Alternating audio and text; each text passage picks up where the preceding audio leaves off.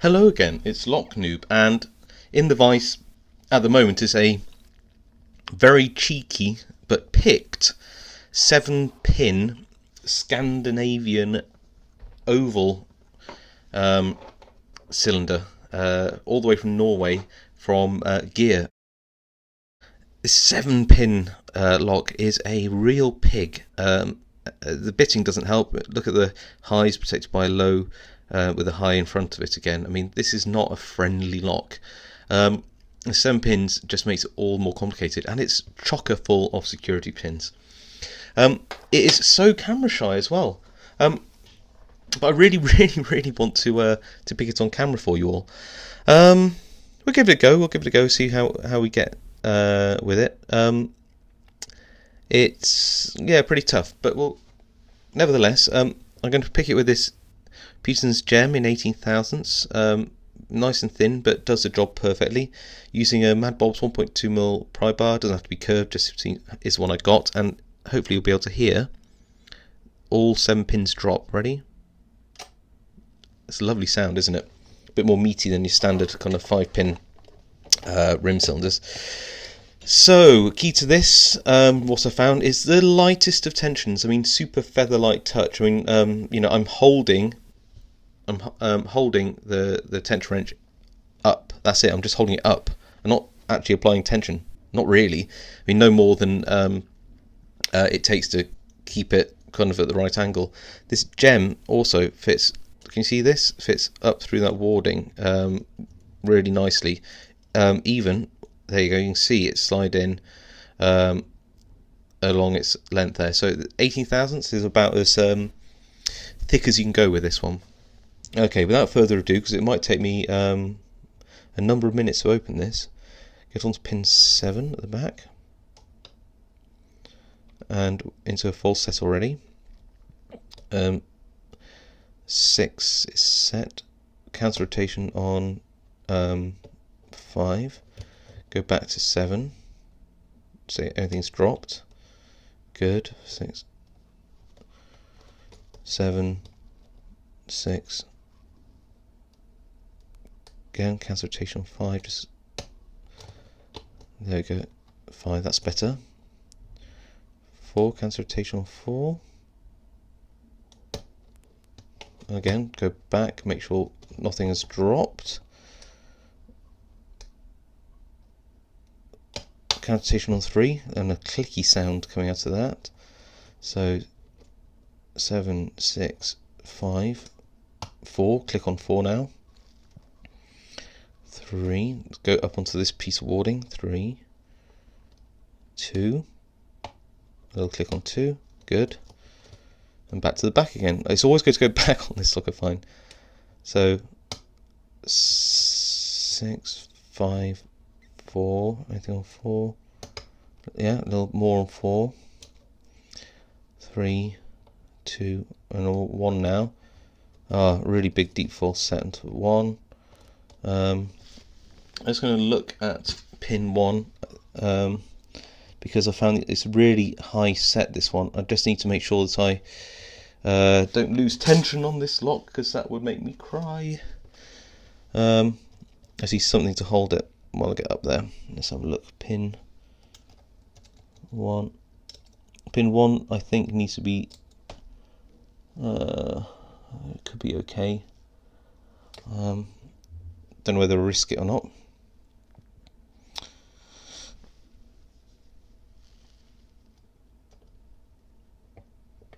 I wouldn't suggest, by the way, you swap tension tools halfway through picking a 7-pin lock. It's just asking for it, really, isn't it?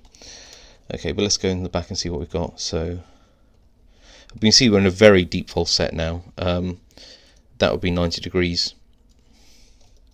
Just turn it a little bit so you can see. Look how deep that is. That's really deep. So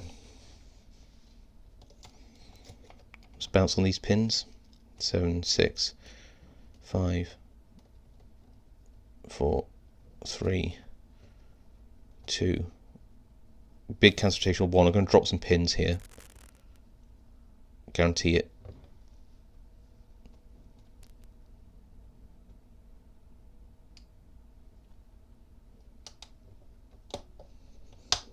Okay, good. Now let's get that full set back. 7, 6, 5.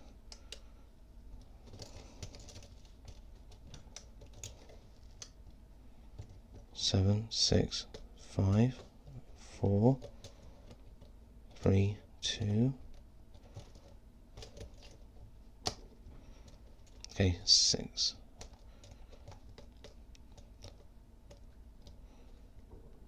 5, 4.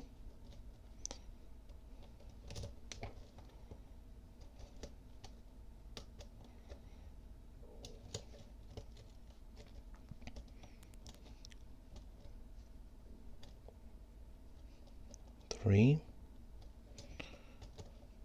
2, 1, and we're open. There we go. Right, now I want to show you what's in this lock, because this is a toughie, and I just want you to know why. You can see it's open now, so you can't take that away from me. This is not an easy pick for me, at least. 7 pins with that bitting. Yeah, pretty crazy. Okay, let's hear those pins drop one more time. Nice. Okay, now gutting this is going to be a bit of a pain. I really hope that I don't mess it up. Just going to angle this down a bit so you can see. Okay, just check that it's all working nicely. Did I show you the key? Probably not, but I mean working, that is. But we don't need that in at the moment. What else do I need? I need my actually all sorts of things for this one. So we'll need a shim. I got to this relatively quickly because I want to keep this video under 15 minutes and I don't want anybody to fall asleep too much. Okay, so getting the clip off the back is the hardest bit. So going to have to use this part of my Leatherman. Keep it locked up, and I just need to lever this surround off, just because it's the easiest way that I've found to do it.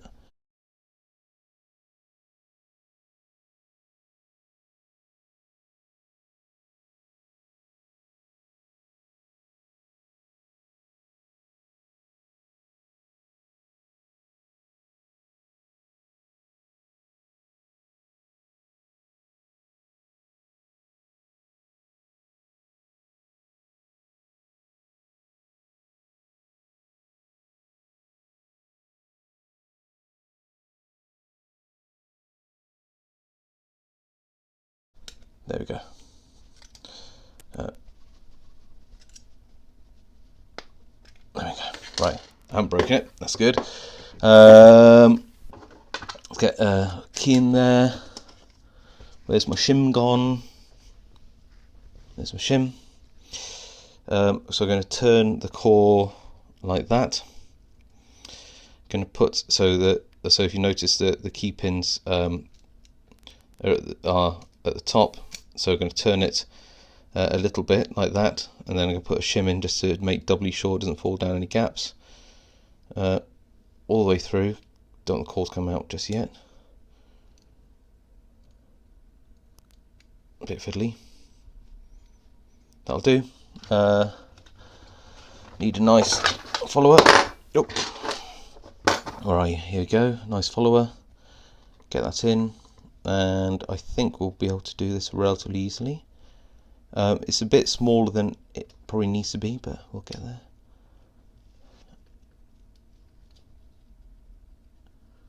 There we go. Okay, I'll put the core here. You see the key pins are, I believe, all standard.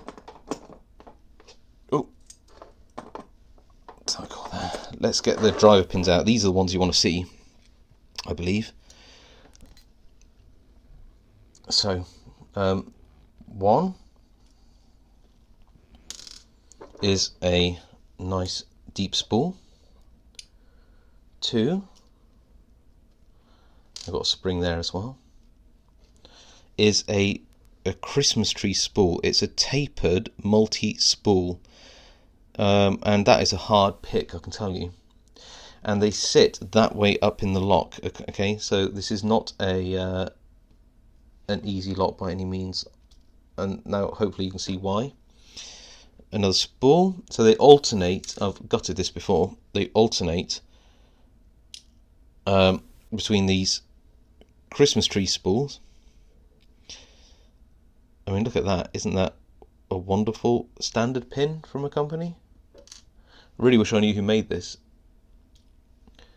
And again, you can see that I alternate between these spools.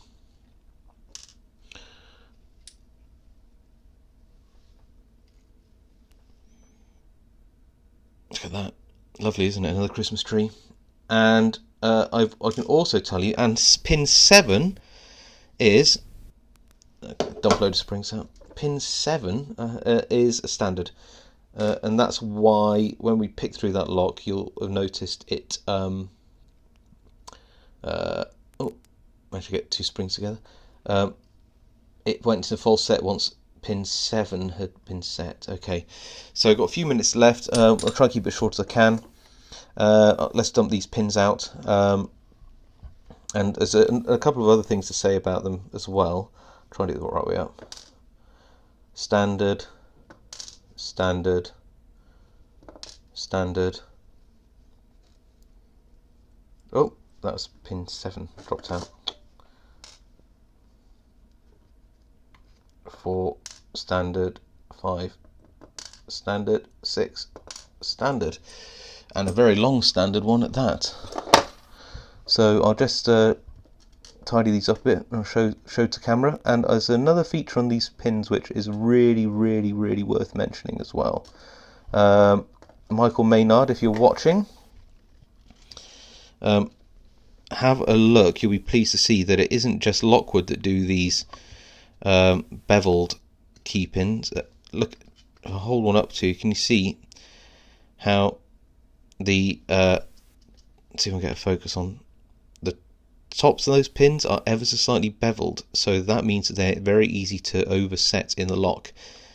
So there we go, and just look at these beautiful, like they're tapered. You see that the bottom of that spool is thinner than the second part of the spool, which is thinner than the top of the pin. And again, just worth having a little look at that in some detail. Okay, that was a really tough pick. I'm so glad I got that on camera. It's been really camera shy. I managed to gut it as well, relatively easily.